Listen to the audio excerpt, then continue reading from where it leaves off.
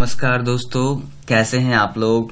मुझे उम्मीद है कि लॉकडाउन का पूरा फायदा उठा रहे होंगे और बिना हताश हुए निराश हुए अपनी पढ़ाई पर ध्यान दे रहे होंगे। ये एक लंबी लड़ाई है और हमें ऐसा लग रहा था शुरू में कि शायद कि यह 10-20 दिन की बात है, लेकिन आप भी देख पा रहे हैं कि स्थितियां क्या है, दुनिया भर की स्थितियां क्या है। अमेरिका जूझ रहा है, सारे विकसित देश जूझ रहे हैं, हम सभी जूझ रहे हैं। हमारी सरकारें शानदार काम कर रही हैं, उसके बावजूद ये सच है कि लड़ाइयाँ लंबी है। लड़ाई लंबी है तो फिर इस लड़ाई को लड़ने का एक ही तरीका है, घर पर रहें, सेफ रहें, कम से कम निकलने की घर से पूरी कोशिश करें और अपने आप में आज घर पे रहकर भी देश की सेवा आप कर रहे हैं तो अपने आप को बचाएं। आपका नुकसान देश का नुकसान है। तो चलिए अब फिर से कंटिन्यू करते हुए नाउन के क्वेश्चन नंबर 19 से हम स्टार्ट करते हैं। क्वेश्चन है, on a number of occasion we had notice that those two employees were often in a state of confused। अब देखिए, a number of occasion का मीनिंग होता है कई बार। तो कई बार हमने नोटिस किया है कि जो दो एम्प्लॉय हैं वो हमेशा क्या है, कंफ्यूजन की स्थिति में होते हैं। हमेशा उनमें कंफ्यूजन होता है, आपस में उनकी कंफ्यूजन होती है। तो देखिए, आपको एक हमने रूल पढ़ाया था कि प्रीपोजिशन के बाद जो आने वाला वर्ड होता है वो V4 होता है। तो बहुत लोगों को कंफ्यूजन हो सकता है कि आप ये, और मैं ये कह रहा हूं कि प्रीपोजिशन के बाद जो वर्ड आता है वो नाउन होता है, लेकिन दोनों बात एक ही है। देखिए कैसे, प्रीपोजिशन के बाद जो वर्ड आता है वो हमेशा नाउन होता है। और देखिए, जब भी वहां V1 आ रहा था, V1 क्या है, मतलब वर्ब अपने मूल रूप में है। तो जब V1 आता था तो V1 में हम ing लगाकर V4 कर देते थे और वो वहां पे प्रीपोजिशन के जस्ट बाद क्या है, V4 लगता है, ये सही हो गया। लेकिन एक्चुअली में वो वर्ब नहीं रह जाता। V4 बनते ही वो क्या, एक्चुअली वर्ब नहीं रह जाता, वो नाउन हो जाता है। और वर्ब से नाउन बनने की जो प्रक्रिया है, जो वर्ब से जो नाउन बना, तो उसका एक नया नाम हमने क्या दिया, जेरेंड। तो जेरेंड भी क्या है, एक नाउन है, एक नाउन की तरह काम करता है। बहुत सारे आपने सेंटेंस देखे होंगे जिसमें स्टार्टिंग में ही ing से स्टार्ट करे, जैसे कि walking is good for health. तो ये जो आगे है ना, ing लगा के जो सेंटेंस स्टार्टिंग हो रहा है, ये क्या है, एक जेरेंड है, नाउन है। वर्ब तो है लेकिन वर्ब वो रहा नहीं। तो सामान्यतः यही देखा जाता है कि V1 से जब V4 बनता है प्रीपोजिशन के बाद ही, लेकिन तो क्या जेरेंड काम करता है। लेकिन सब्जेक्ट पे भी अगर वो आ जाए, अगर V4, एक और कंडीशन है कि V4 अगर सेंटेंस की स्टार्टिंग में हो तो भी वो जेरेंड कहलाता है। तो दो पोजीशन आपको याद रखना है। पहला कि अगर सब्जेक्ट से स्टार्ट हो V4, पहला सेंटेंस की स्टार्टिंग हो V4 से, तो वो क्या है, जेरेंड है। और दूसरा कि प्रीपोजिशन के बाद अगर कोई V1 को हम V4 बनाते हैं तो क्या है, वर्ब से जो नाउन बना वो V4 बन के वो क्या है, जेरेंड है। नाउन नाम पड़ा ना, उसका एक नाम दिया गया जेरेंड। वर्ब से नाउन बनने की प्रक्रिया को क्या कहते हैं, जेरेंड कहते हैं। उसका एक नाम पड़ गया, क्या, जेरेंड दिया हमने नाम। तो यहां पे है स्टेट ऑफ कंफ्यूजन। क्या है, स्टेट ऑफ कंफ्यूजन। तो देखिए, स्टेट ऑफ कंफ्यूजन है तो प्रीपोजिशन है ये, और प्रीपोजिशन के जस्ट बाद क्या होता है, जेरेंड होता है, मतलब कि नाउन होता है। बात वहीं आप पर आकर अटक गया कि भाई नाउन ही होता है। वो V4 बनाया, वर्ब से हम लोग यहाँ क्या है, कंफ्यूज। ये क्या है, ये भी वर्ब है। अब देखिए, यहाँ पर वर्ब है तो आपके मन में ये आ सकता है कि नहीं, वर्ब है तो हम उसमें ing लगाकर ही V4 बनाते हैं, लेकिन यहाँ पे वैसा नहीं बन सकता। आपको इस केस में याद रखना होगा कि कंफ्यूज्ड और कंफ्यूजन दो वर्ड हैं। अगर यू ऐसी दिख जाए तो वो वर्ब है, और डी लगा हुआ है तो ये V2 और V3 V2 या V3 के फॉर्म में भी होता है। लेकिन आप देखिए सेंटेंस को पढ़ने से आपको समझ में आएगा कि यहाँ पे लास्ट में वर्ब नहीं होना चाहिए, ये वर्ब है, और वर्ब है तो ये सही नहीं है, ये प्रीपोजिशन है। प्रीपोजिशन के बाद हमेशा क्या V4 आना चाहिए या नाउन आना चाहिए। तो देखिए इसका जब हम नाउन बनाने में सक्षम है, इसका नाउन होता है जैसे एडवाइस और एडवाइज, ADVISE, SE है तो वर्ब है, और CE लास्ट में होता है तो नाउन होता है। तो वहां पे क्या है, वहां पे एडवाइजिंग नहीं कर सकते ना प्रीपोजिशन के बाद, क्योंकि उसका नाउन बनता है। तो इसी प्रकार कंफ्यूज का भी नाउन आपको रेडीमेड दे रहे हैं भाई। कंफ्यूजन, जिस वर्ड के एंड में SION हो, नाउन होता है, मैंने पहली क्लास में पढ़ाया था। तो प्रीपोजिशन के बाद ये क्या है, नाउन है, इसलिए यहां पर कंफ्यूज को हम काटेंगे और यहां पर कंफ्यूजन को सही मानेंगे। ठीक है, तो ये कंफ्यूजन हो गया, प्रीपोजिशन है ऑफ। और अब देखिए इतना कुछ मैंने समझाया आपको, उसके बाद भी अगर आपको कोई परेशानी हो रही हो तो आपको ज़्यादा क्लियर करने के लिए आपको पूरी कोशिश करनी चाहिए। और दूसरी बात है कि नाउन के पार्ट 10 में मैंने पढ़ाया है रूल नंबर 1, मेरे वीडियोस में जाएं और नाउन का पार्ट 10 जो है उसमें रूल नंबर 1 को आप पढ़ें अच्छे से, आपको पूरी तरह से क्लियर हो जाएगा। और पूरी तरह से मैंने यहाँ क्लियर कर ही दिया है। अगर आपको दिक्कत हो, आप पिछले रूल्स को भूल गए हो, तो यहाँ पे जाके आप उसको अच्छे से समझ सकते हैं।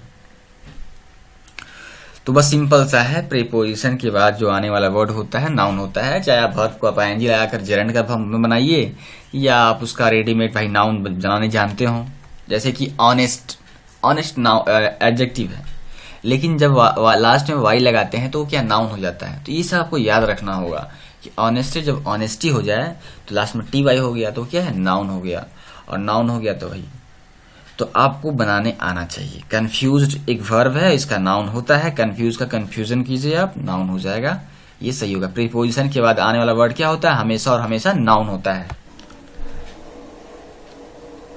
इसका मीनिंग मैंने समझाया है। कई बार हमने नोटिस किया है कि दो जो एम्प्लॉयज हैं वो are often in state of confusion, हमेशा सस्पिशन की स्थिति में रहते हैं, हमेशा कंफ्यूजन में ही रहते हैं। चलिए रूल नंबर 20 देखते हैं। If we have to competitive we must be ready to face various technical challenges. अब देखिए यहाँ परेशानी क्या है, यहाँ एरर क्या है देखते हैं। तो देखिए आपको मैंने पढ़ाया था कि एडजेक्टिव को प्लूरल कैसे बनाते हैं। एक्चुअली एडजेक्टिव मूल रूप से सिंगुलर प्लूरल नहीं होता, वो किसी भी नाउन को क्वालिफाई करने के लिए, उसकी डिस्क्राइब करने के लिए, उसका वर्णन करने के लिए आता है। लेकिन मैंने बताया था कि एडजेक्टिव को हम प्लूरल कैसे बना सकते हैं। तो आपको कुछ मैंने रूल बताया था कि जिस वर्ड एडजेक्टिव के पहले वेरियस लग जाए वो क्या होता है, प्लूरल होता है। अगर फिर भी आपको दिक्कत आ रही हो तो आप रूल नंबर 17 नाउन के 7th पार्ट में जाके आप इसको चेक कर सकते हैं, आप उसे देख लीजिए। रूल नंबर 6 भी देख लीजिए, 4th पार्ट में दोनों देख लीजिए, आपको काफी हेल्प मिलेगा उससे और आप क्वेश्चन को अच्छे से समझ पाएंगे। फिर भी मैं समझा देता हूं आपको। If we have to competitive we must be ready to face various technical challenges. इसका मीनिंग है अगर हमें प्रतिस्पर्धा बनाना है तो हमें अनेक तकनीकी चुनौतियों का सामना करने के लिए तैयार रहना होगा।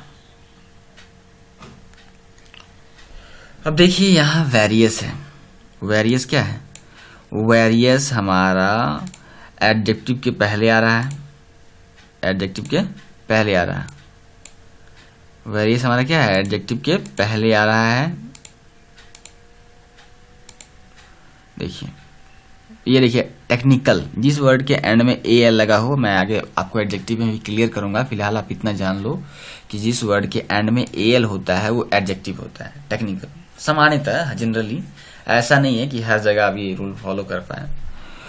तो टेक्निकल के जस्ट पहले क्या है, ये वेरियस, वेरियस में कई बहुत सारे, तो ये क्या है, प्लूरल है। जब प्लूरल इसके आ गया तो ये पूरा एडजेक्टिव क्या है, प्लूरल बना दिया। तो वेरियस टेक्निकल। अब चैलेंजेस तो मैंने पढ़ाया था कि प्लूरल एडजेक्टिव के बाद जो आने वाला जो नाउन होता है वो हमेशा क्या होता है, प्लूरल होता है। तो देखिए यहाँ पे मैंने सही किया है, वेरियस टेक्निकल प्लूरल एडजेक्टिव हो गया। आगे आने वाला वर्ड चैलेंज को चैलेंजेस किए, ये प्लूरल नाउन हो गया। तो आप इसको रूल नंबर 17 नाउन के 7th पार्ट और 6 रूल में 4th पार्ट को आप देख के इसे और अच्छी तरह से क्लियर करें। चलिए next. We were looking forward to hear the news about the missing fisherman. देखिए सेंटेंस में यहां पर एक वर्ड है looking forward to. Looking forward to एक फ्रेज है और इसका मीनिंग होता है उत्सुकता पूर्वक किसी का इंतजार करना। लुक फॉरवर्ड टू होता है, लेकिन आप क्या कर सकते हैं, आपको मैंने बताया था कि जब भी कोई फ्रेज होता है तो उसके फ्रेज में वर्ब के फॉर्म में हम उसमें चेंजिंग कर सकते हैं। लुकिंग, लुक्ड, लुक्स कुछ भी कर सकते हैं। तो यहाँ पे देखिए लुक का लुकिंग हो गया, इसका मूल रूप होता है लुक फॉरवर्ड टू, लेकिन यहाँ पे लुकिंग है। आप उसमें वर्ब में क्या छेड़छाड़ कर सकते हैं, उसको एज ए सेंटेंस के हिसाब से उसको आप सेट कर सकते हैं। तो we were looking forward to hear the news about the missing fisherman. अब देखिए मिसिंग फिशरमैन के बारे में हम न्यूज सुनने के लिए, उसके बारे में कुछ खबरें जानने के लिए हम लोग क्या उत्सुक हैं भाई, क्या हुआ उसके साथ। तो we were looking forward to. तो देखिए लुकिंग फॉरवर्ड टू के बाद ये जो टू है ना फ्रेज में, जो ये टू है ये क्या है, ये प्रीपोजिशन है। और प्रीपोजिशन का काम होता है किसी दो वर्ड को लिंक करना, किसी जो दो छोटे छोटे क्लॉज को लिंक करना। तो ये सेंटेंस में इसका ये काम है। तो प्रीपोजिशन है, प्रीपोजिशन के जस्ट बाद जो आने वाला वर्ब है, ये हियर क्या है, एक तरह से वर्ब है, और वर्ब ये मूल रूप में है हियर। तो इसको हम हियर का हियरिंग कर देंगे और ये जेरेंड हो गया। जैसे ही हियर का हियरिंग किए जेरेंड हो गया, ये नाउन बन गया। क्या बन गया, नाउन। तो देखिए फ्रेज है लुक फॉरवर्ड टू, मतलब उत्सुकता पूर्वक इंतजार करना, लिख लीजिए आप। हियर का हियरिंग करेंगे क्योंकि प्रीपोजिशन के बाद जो आने वाला वर्ड होता है हमेशा नाउन होता है, और यहाँ पे ये मूल रूप में हियर है और हियर का दूसरा नाउन बनाने का कोई तरीका नहीं है। तो इसमें हम क्या करते हैं ना, उसमें हम आईएनजी लगाकर V4 बनाते हैं। वो जब वर्ब से कोई भी नाउन में बनता है तो उसको क्या कहते हैं हम लोग, जेरेंड कहते हैं। चलिए अब नेक्स्ट क्वेश्चन पे चलते हैं। क्वेश्चन नंबर 22 में क्या दिया हुआ है, my sister has read pages after pages of the Bible. आपको याद आ रहा होगा मैंने नाउन के 4th क्लास में रूल नंबर 5 में मैंने आपको पढ़ाया था कि प्रीपोजिशन ये क्या है, आफ्टर। अब इस टाइप के क्वेश्चन में 3 ही प्रीपोजिशन आपको जब भी आएगा 3 ही प्रीपोजिशन आएगा, या तो आफ्टर आएगा, या फोर आएगा, या बाय आएगा। ये 3 प्रीपोजिशन से ही आसपास के शब्द क्या है, जुड़े रहेंगे। तो आफ्टर क्या है, प्रीपोजिशन है, और प्रीपोजिशन के आगे पीछे जो वर्ड है वो हमेशा क्या होगा, सिंगुलर होगा। क्या होगा, सिंगुलर होगा, सिंगुलर नाउन होगा।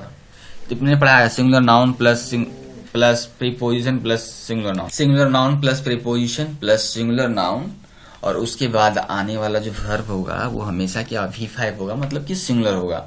V1 जो भी कोई भी क्रिया अगर अपने मूल रूप में रहती है तो प्लुरल होता है, और अगर आप उसको V5 में जाते हैं तो क्या होता है, हमेशा सिंगुलर होता है।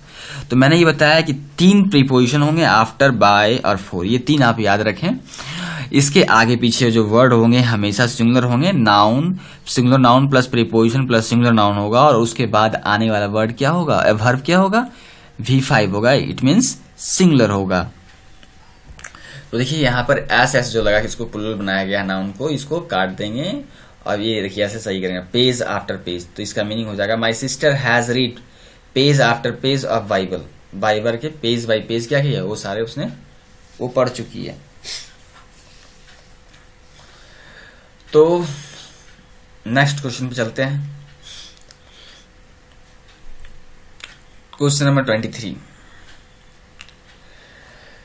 one of my firmest belief is that nothing can substitute hard work। अब देखिए ये नाउन का रूल नंबर 2 है, मैंने पढ़ाया था, आपको याद आ रहा होगा, नाउन के 3rd क्लास में मैंने पढ़ाया था, ठीक है। तो अब देखिए यहाँ पर one of my firmest belief is that nothing can substitute hard work। इसका मीनिंग ये निकलता है मेरी ये दृढ़ विश्वास है, मेरा ये स्ट्रांग विश्वास है, दृढ़ विश्वास है कि यह एक कुछ भी कड़ी मेहनत का स्थान नहीं ले सकता।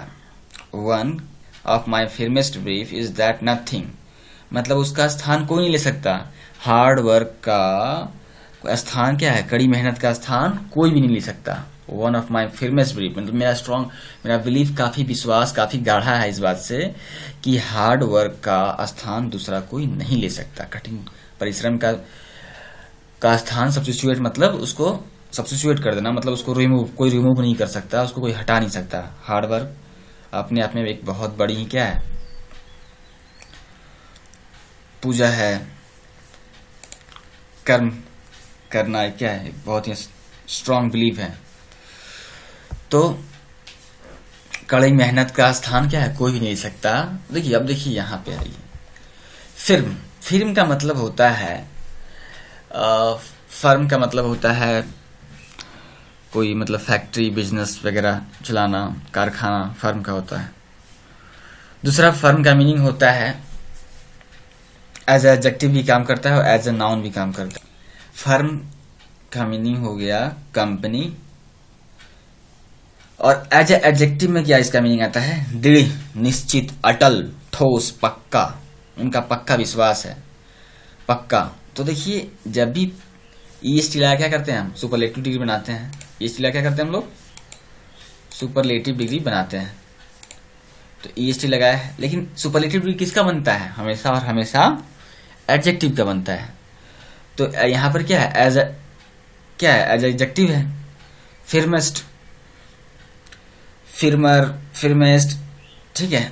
तो ये फिर्मेस्ट है, ये सुपरलेटिव डिग्री है। आपको पता है कि सुपरलेटिव डिग्री के बाद जो आने वाला नाउन होता है हमेशा क्या होता है? प्लूरल होता है। One of my superlative degree, one of my firmest, one of के बाद जब सुपरलेटिव डिग्री आता है तो उसके बाद आने वाला नाउन क्या होता है? हमेशा और हमेशा प्लूरल होता है। तो यहाँ पे प्लूरल होगा। फर्म का बिलीफ का बिलीफ्स होगा।